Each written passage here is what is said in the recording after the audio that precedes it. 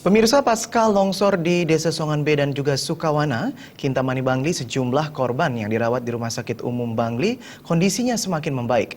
Hal ini disampaikan Wakil Direktur Pelayanan Rumah Sakit Umum Bangli Ketut Darmaja.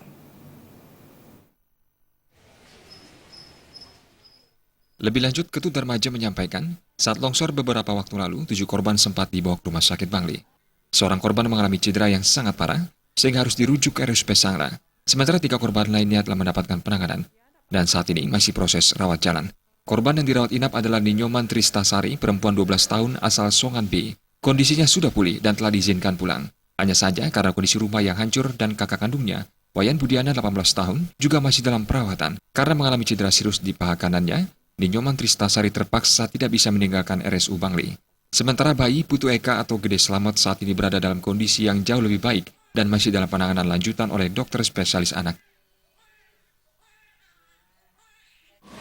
Untuk pasien bencana kemarin itu ada 3 dirawat di sini, dirawat inap.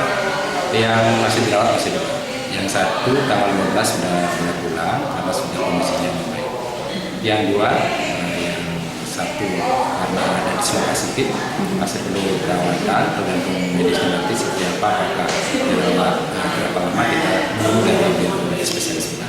Yang satunya lagi yang bayi 2 bulan kondisinya sudah membaik dari pelayanan bedah sudah menyerahkan ke spesialis penyakit bedah.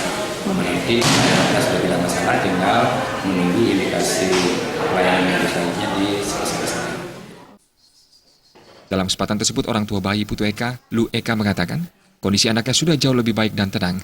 Lu Eka juga mengucapkan terima kasih kepada masyarakat yang telah datang untuk memberikan bantuan, baik moral maupun material kepadanya. Baik. Terima kasih buat semua yang mengasih saya bantuan.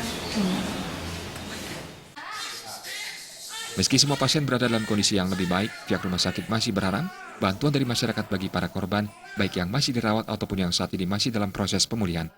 Pratnya Paramita, Bali TV.